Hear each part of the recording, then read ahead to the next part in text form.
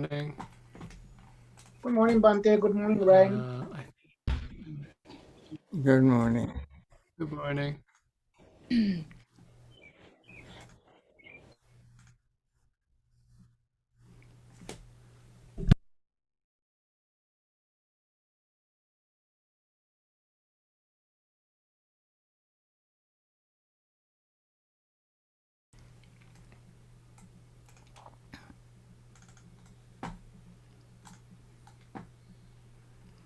Okay, let us begin our Metta recital. May all beings be happy and secure. May all beings have happy minds. Whatever living beings there may be, without exception, weak or strong, long, large, medium, short, subtle or gross, visible or invisible, living near or far, born or coming to birth, may all beings have happy minds. Let no one deceive another, nor despise anyone anywhere. Neither from anger nor ill will should anyone wish harm to another. As a mother would risk her own life to protect her only child, even so towards all living beings, one should cultivate a boundless heart. One should cultivate for all the world a heart of boundless loving friendliness, above, below, and all around, unobstructed, without hate or resentment, whether standing, walking, sitting, lying down, or whenever awake. One should develop this mindfulness. This is called divinely dwelling here, not falling into erroneous views, but virtuous and endowed with vision, removing desires for sensual pleasures. One comes never again to birth in the womb. As we always mention with this metta thought, let us begin our mindfulness meditation. We pay total attention, undivided attention, without verbalizing, and then we notice the breath hitting our nostrils and reaching our lungs area. We notice expansion of our lung area and the lower abdominal area. As we breathe out, we notice the contraction of abdomen area, lung area, and we feel the breath leaving our nostrils. As we breathe in and out like this, without trying to manipulate the breath or control breath or think of any theory about the breath, we just pay attention, and then we notice the feeling that arises along with the inhaling. We perceive this, we have attention or the thought. Intentional breathing is a thought, and then we have awareness or consciousness. All this change very quickly as we breathe in, and they change as we breathe out. And this change also is very natural. We have no way to control it, manipulate it, and this change is very natural occurrence in our inhaling and exhaling. And since there is nothing to excite, to agitate, the breath becomes calm, relaxed and peaceful gradually. The body becomes calm, relaxed and peaceful.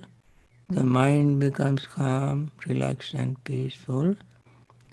Our greed fades away, and letting go of thought arises in our mind.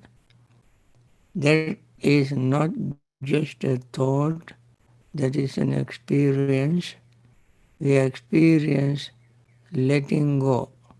And then there is no reason for us to hold on to anything, no anger or resentment, because this happens very naturally, because we are not thinking of the past or the future. So the mind becomes calm. In the calm state of mind, disappointment, resentment fades away, and then metta feeling takes root. We begin to feel metta feeling more strongly, and then also we do this practice aiming at those who are suffering from this COVID-19. And when we know that there are suffering beings, compassion arises in our mind. And then seeing this, joy or pleasure arises in our mind. That is what is called niramisa piti. Niramisa means without greed, hatred or delusion. And when it arises, joy, when joy arises, our restlessness and worry fades away. And seeing this happiness arises, that also is called niramisa sukha, happiness without greed, hatred and delusion. And then our sleepiness and drowsiness fade away. And then our doubt fades away, because seeing all these wonderful benefits, we see our personal experience as clearly. When we see the personal experience of the results, doubt fades away. Doubt about the Dhamma. What we are practicing is Dhamma. Meditation is Dhamma practice. And seeing this result, doubt fades away. And then we gain concentration. And that invariably mentioned in text, that's the happy mind gains concentration. This concentration is not making us like a vegetable or inanimate, motionless object, but this concentration is developed in a very pure state of mind, beginning seeing impermanence of form, feeling, perception, thought and consciousness. Now when you gain concentration, concentrated mind can see these changes more clearly in the subtlest way, and that is the true intrinsic nature of all existing things. And when we see this, we keep noticing them without getting excited or repeating words. From the very beginning, I have been recommending people not to use words for this reason. Words get in our way between reality and our awareness, and therefore reality will not be clear to our mind. So let us do this for the next few minutes.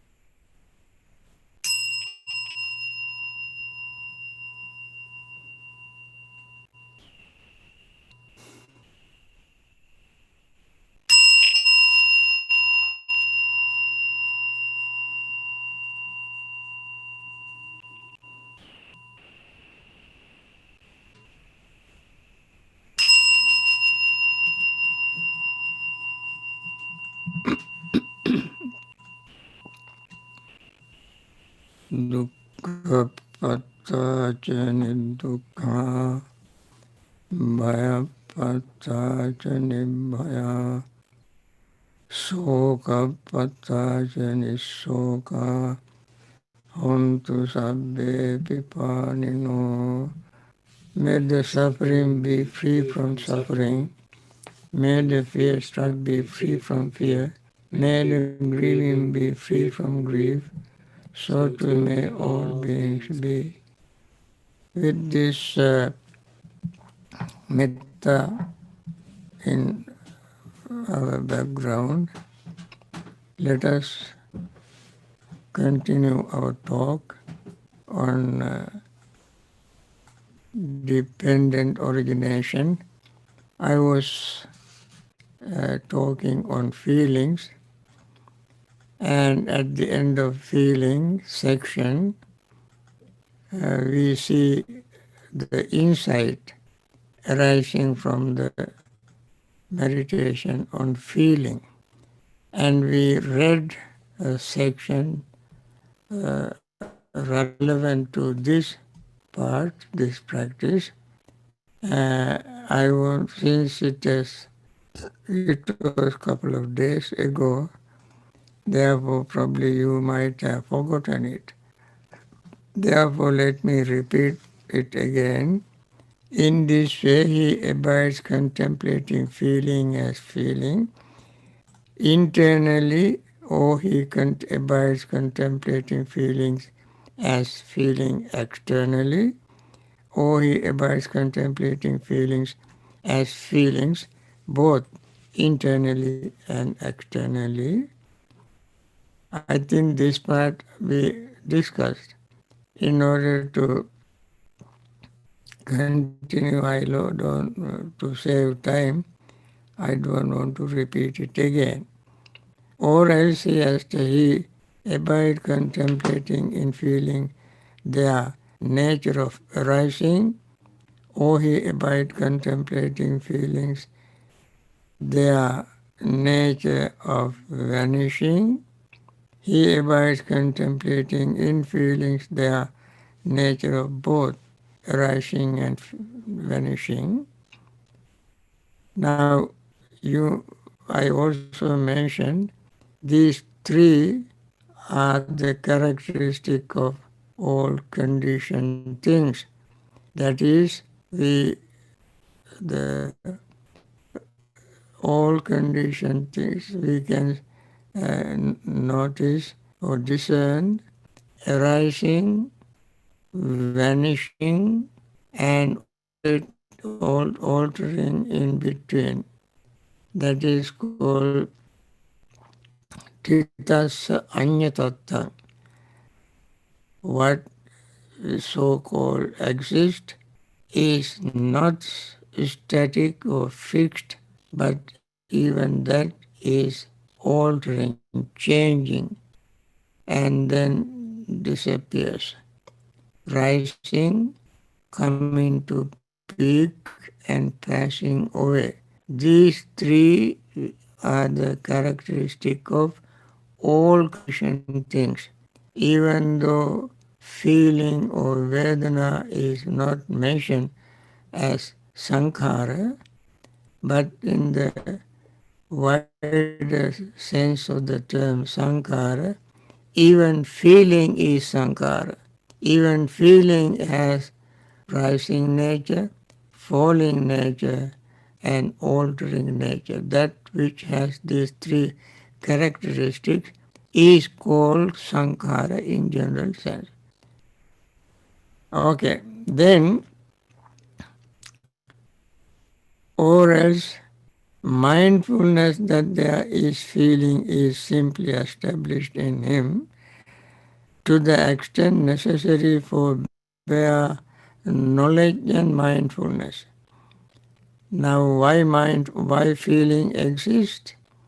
We don't use words, we don't try to manipulate the feeling, but we become aware or mindful that this feeling exists for us to gain knowledge and insight. What is the insight?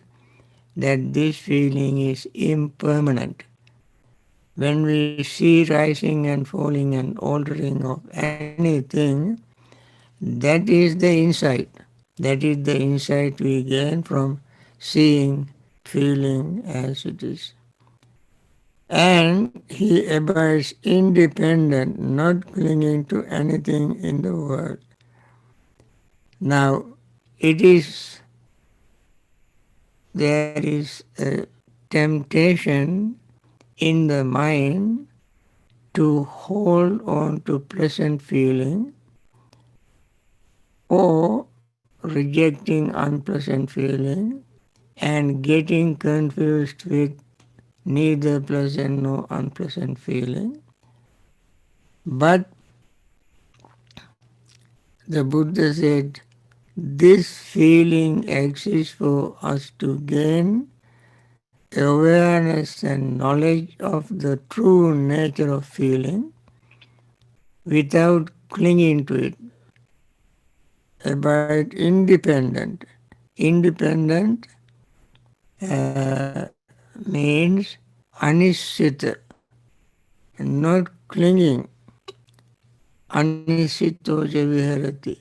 Nacha kinchi loke upadiyati. Upadi means, upadi in Sinhalese language is degree.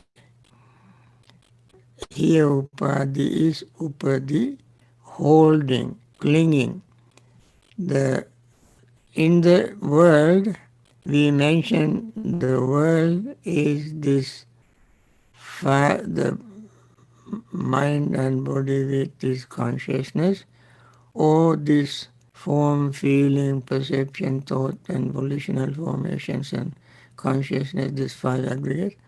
And this particular entity that has five aggregates is called the world. So not clinging to anything in the world, not clinging to anything in this mind and body. So we have to remember the meaning of the world in this Buddha's teaching. So, and this we have to remember very carefully. And then also I mentioned casually in one place, when we practice and gain mindfulness like this, and then all the 7 factors of enlightenment also grow. We now we are using feelings in 4 foundations of mindfulness and anapanasati, mindfulness of breathing. Both talks about 4 foundations: form, the body, feeling, consciousness, and mind objects, Dhamma. Now, we have to practice only one of them in a very serious way, focusing our entire mind on that particular spot to gain all the 7 factors of enlightenment. In Anapani Sutta, 4 times 7 factors of enlightenment are mentioned 4 times. At the end of the first section, mindfulness of the body, when we know very clearly, gain mindfulness, then we can develop the rest of the factors of enlightenment. Now, mindfulness, to make it a factor of enlightenment, we don't have to sit in one place trying to focus our mind only on breathing and develop mindfulness. But anytime we become mindful, sitting, standing, walking, lying down, eating, drinking, talking, observing silence, any time, as four foundations of mindfulness discourse mention, in any activity we develop mindfulness. And any time we develop mindfulness, no matter how little it is, that goes to the mindfulness factor of enlightenment basket. Let's suppose that is a basket or group or section wherever it collects. This is how we develop mindfulness factor of enlightenment. Not only sitting in one place, but anytime we become mindful, that goes credit to that account, mindfulness account. Suppose you have 7 accounts. Any tiny little mindfulness you practice, that goes to that account. Now in this case, we use feeling, and develop a mindfulness of the feeling. What is the mindfulness of feeling? Feeling is rising, reaching the peak, and passing away. Impermanent, whether it is pleasant feeling, unpleasant feeling, neither pleasant nor unpleasant feeling, feeling with greed, hatred, and delusion, feeling without greed, hatred, and delusion, samisa sukha, niramisa sukha, samisa dukkha, niramisa dukkha, and so forth. We explained all these things earlier. As we keep practicing this in this way, only see whether it is pleasant, unpleasant, or neither pleasant nor unpleasant, samina adoption, and so forth. All we see in this feeling is rising, reaching the peak, and passing away. That is the central theme. And then gradually we develop our mindfulness factor of enlightenment. And Buddha has very clearly stated in Anapanasati Sutta.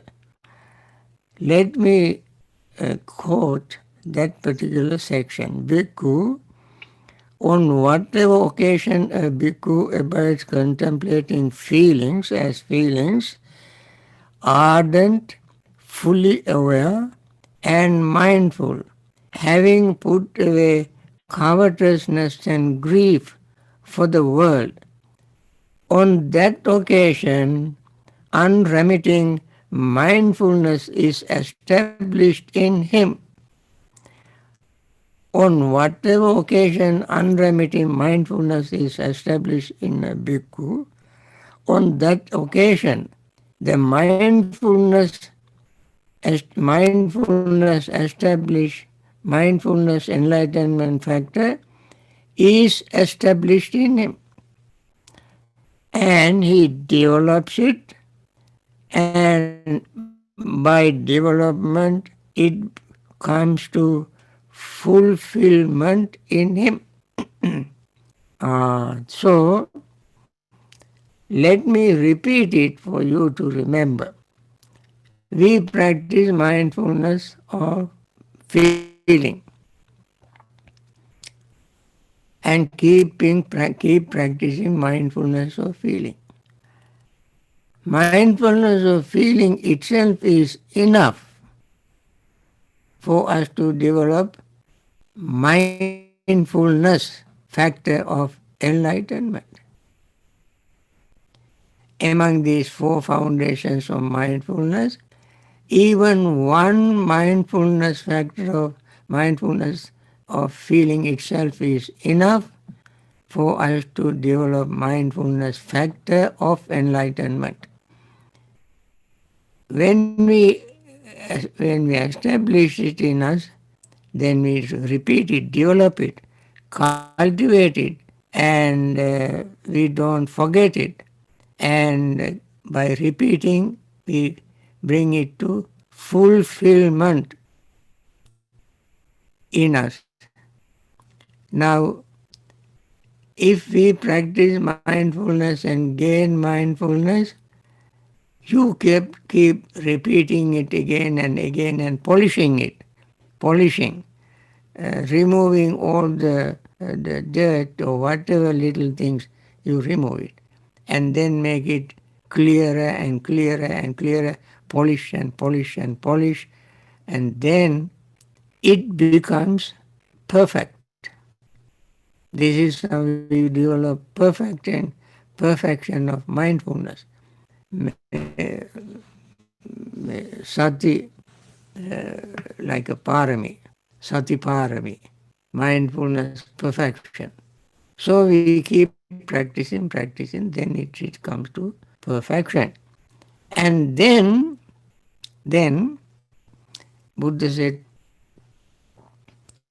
abiding thus mindful, he investigates and examines that state with wisdom and embark upon a full inquiry into it.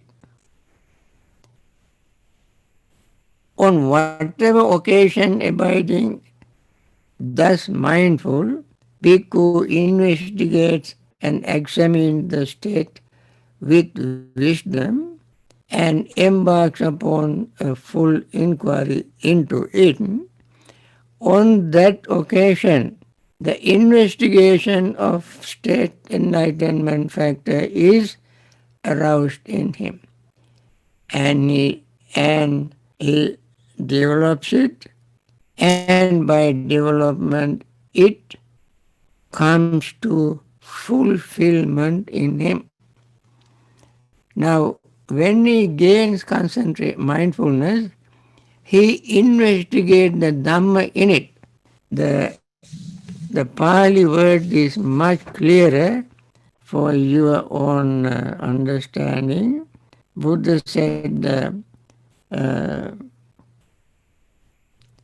Yasmin samaye bhikkhave bhikkhu upatita sati hoti asamutta sati sambhajjango tasmin samaye bhikkhuno aradho hoti. Then he says, ita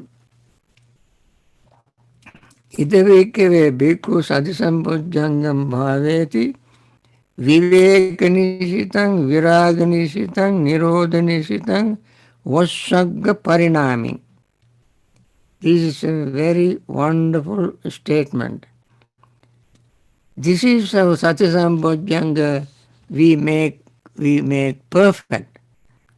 And this Satisambhojjhanga, this mindfulness of factor of enlightenment is not based on anything else but viveka nisitang. Viveka nisitang. What is the viveka?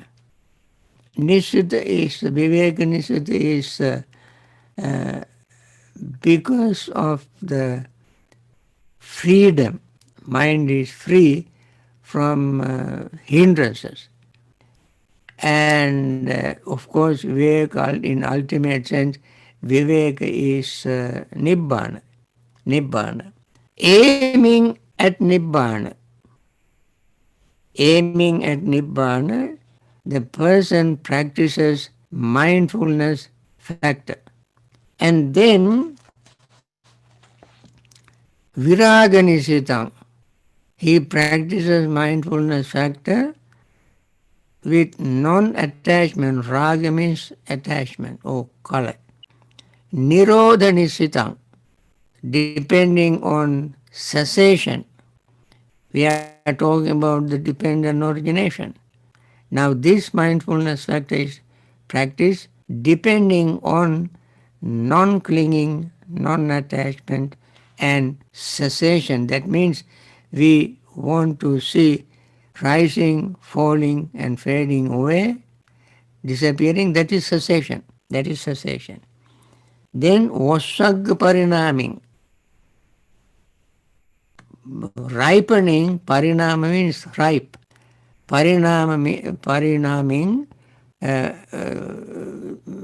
our ripening of this practice is in letting go, vasag. And that time, Dhamma Vichaya Sambojjhanga arises.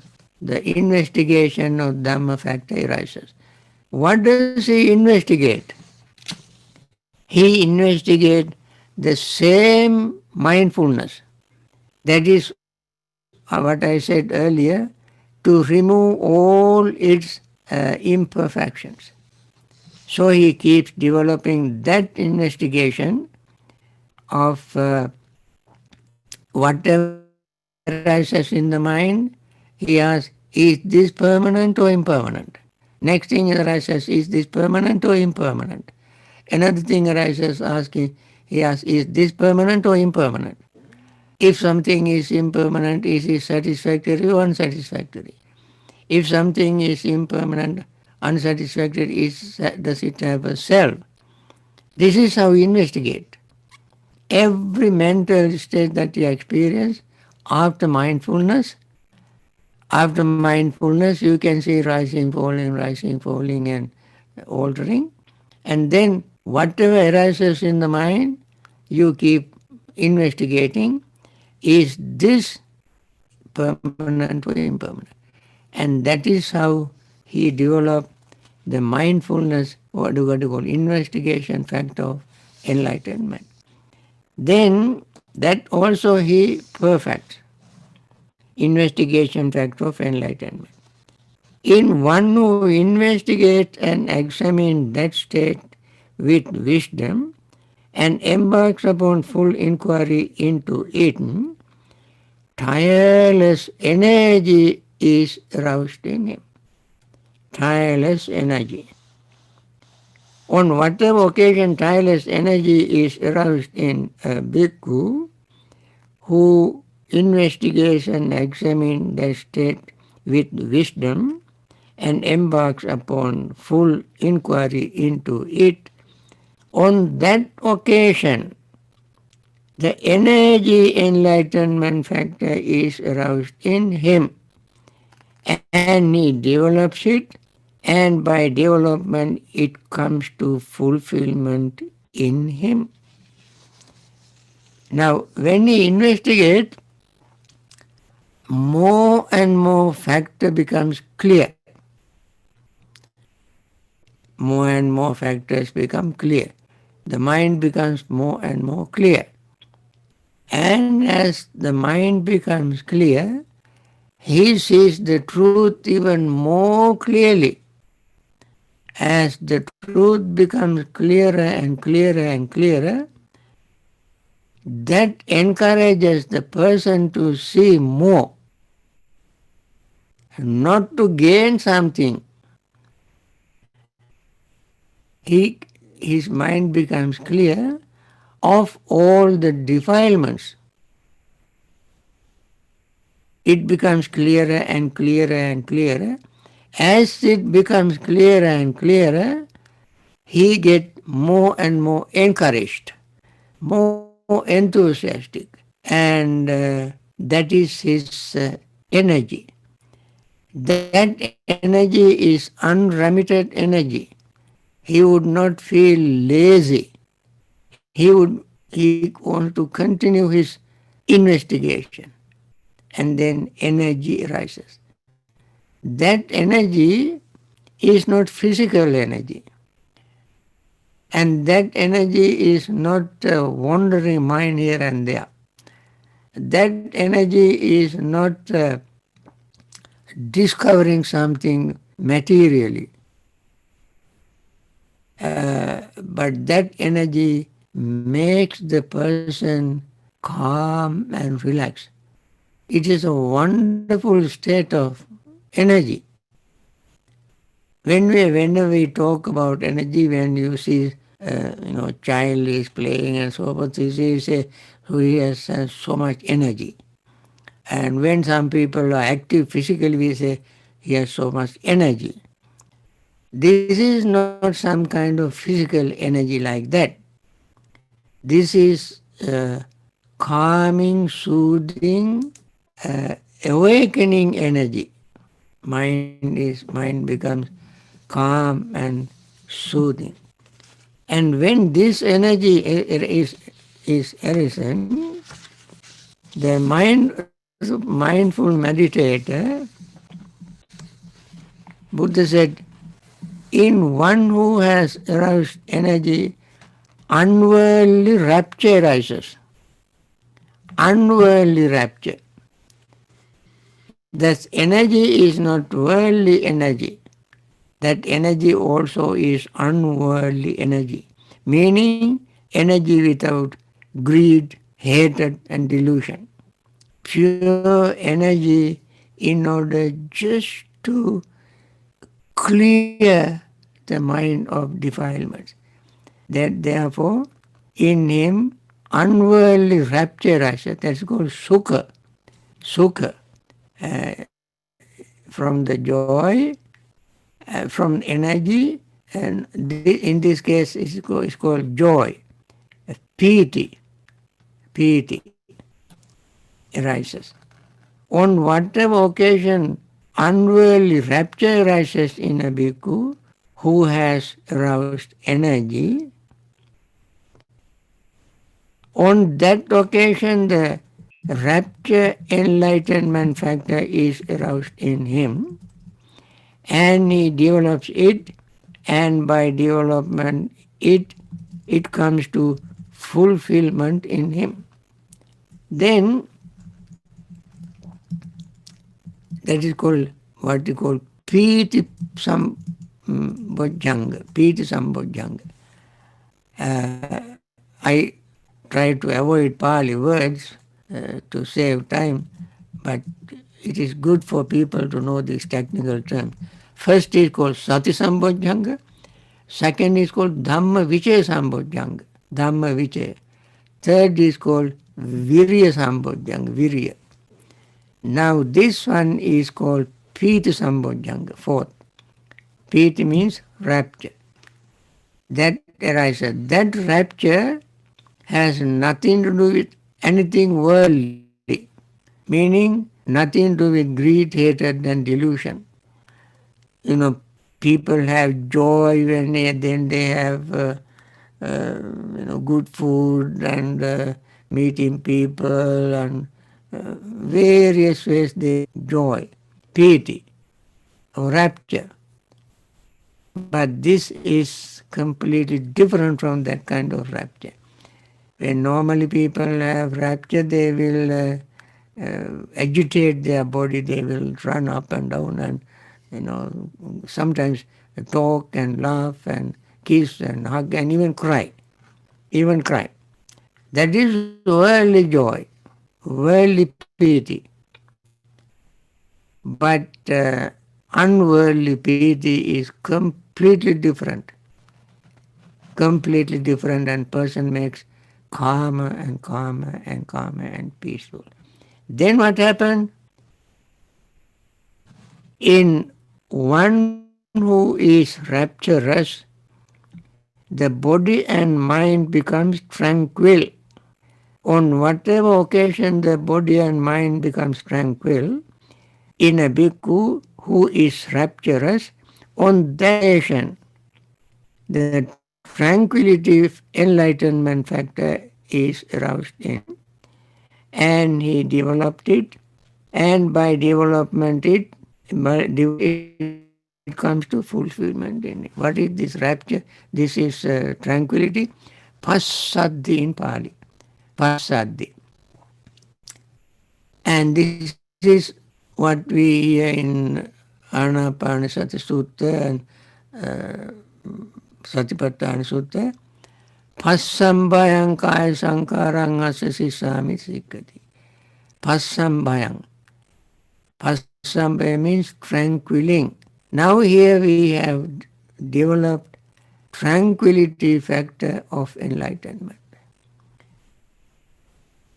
I want to finish these other two also before we are going a little overboard, doesn't matter. We can repeat them again, but I want to finish these 7 today, at least mentioning by name. In one whose body is tranquil and who feels pleasure, and mind becomes concentrated, on whatever occasion the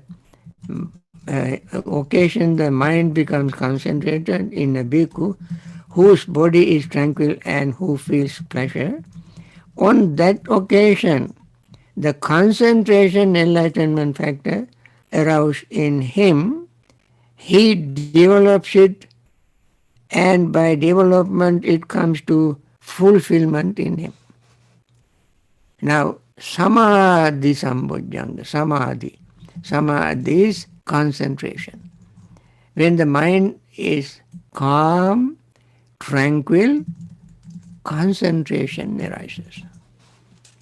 Then what happened? He closely looks on with tranquility at the mind thus concentrated. On whatever occasion a bhikkhu closely look on with equanimity at the mind, thus concentrated. On that occasion, the equanimity factor, enlightenment factor is aroused in him, and he developed it, and by development, it becomes fulfillment in him. Now, this is the last, that is upekka sambojjhanga, upekka, tranquility, factor of enlightenment. Now see, what did we do to gain these 7 factors of enlightenment? Practicing mindfulness of feeling. Now, out of all these 4, we picked only mindfulness of feeling because we were talking about the mentality and materiality. One of the mentality factor is feeling, and we were talking about feeling, and therefore we want to show how when we develop feeling or become mindful of feeling, all the 7 factors of enlightenment grow. Same thing happened when we practice mindfulness of the body, mindfulness of the mind, and mindfulness of mental factors, mind objects. So, 4 times 7 factors of enlightenment arise in us when we practice 4 foundations of mindfulness or 4 mindfulness of breathing. Do we need to practice all the 4 to gain 7 factors of enlightenment? Apparently, according to this teaching, no. You have to practice only one. I will talk on this theme later on to clarify some of our doubts. For now, I think this is enough for today's talk, and I hope you all remember this, and tomorrow I try to answer questions. Thank you for listening. Then finally, I want to say once again, may all those whose name we started this practice, beings suffering from COVID-19, we want to wish them to be free from it and return to normal health. And there are many people who, even in the United States itself, is, I saw today, 111,000 some people are dead. What about their relatives, their friends? They are in suffering. They are grieving. They are in pain. And we want to wish them very soon to be free from that grief, pain, and suffering. And we want them to live in good health for long time. Not only that, there are many millions of people all over the world either suffering from COVID 19 or suffering from the death of their relatives and friends. And we want all of them to be free from that suffering. And therefore, and there are many wonderful individuals who are trying to help them in many ways they know, like doctors, nurses, and hospital staff, and some others trying to prevent this happening to them by putting them in quarantine and forcing them to be on quarantine in order to prevent this happening to them and save their lives and their relatives' lives. And they are very compassionate, wonderful people. May they have greater wisdom and strength to continue their noble, compassionate work. And there are others who financially support them, encourage them in many, many ways, and may they all have very peaceful time. And there are some others who are called leaders of countries. Some are very wise, very compassionate, and they try their best to help people in all capacities, all walks of life. Even some leaders may not have that much wisdom, although they are in leadership. We wish them to have wisdom. We wish them to have compassion. We wish them have understanding to make right decision for the benefit of all the people and bring this COVID-19 to an end. With this, I want to end my this morning's session and thank you very much for participating with wonderful heart, very compassionate heart. You practice for yourself as well as you wish with me the best of all and be all these people to be free from their suffering. And we all are together doing this. And thank you very much for sharing this same wonderful, noble thought with everybody. Thank you. See you tomorrow morning.